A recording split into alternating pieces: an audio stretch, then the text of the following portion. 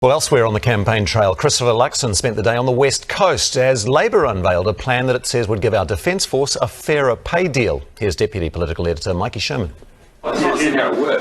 As politicians say and wear just about anything, hoping to impress voters with 10 days to go, in regions like the West Coast, voters are less enthusiastic. Well, I'll be pleased when it's all over and done with.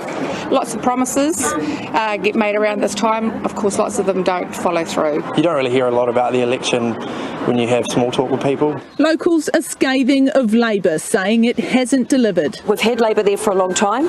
They've done nothing for the colonies. We just have the feeling that Labor would like to see us shut down as a country. She claims Chris Hipkins snubbed local mayors during a recent visit. I would have expected a bit of respect to be shown to the mayors and make contact, even for a 10-minute. And that to me shows what his interest in the coast is.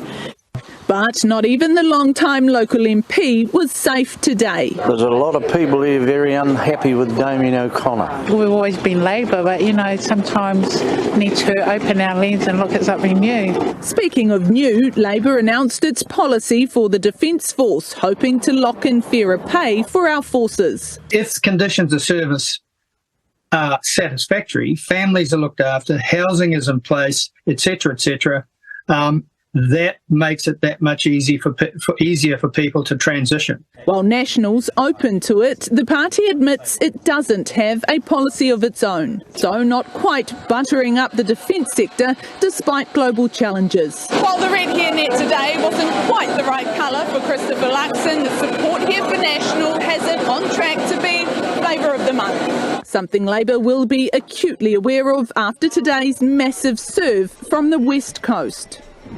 And Mikey, Labor not the only ones in the firing line today.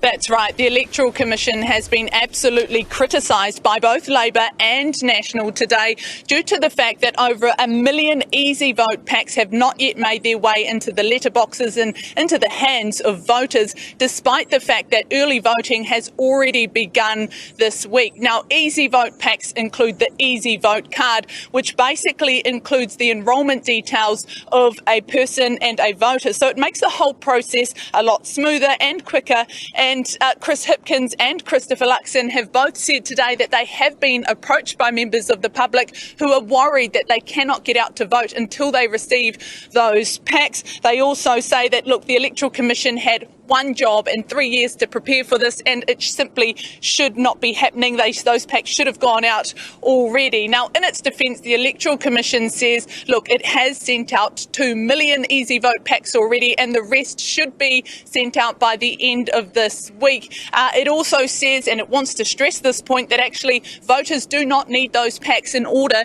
to go out and make their voices heard and make their vote. So if you want to get out, go and do it. You don't have to wait. Otherwise, those packs should be in your letterboxes if you haven't received them already by the end of the week. Tēnā.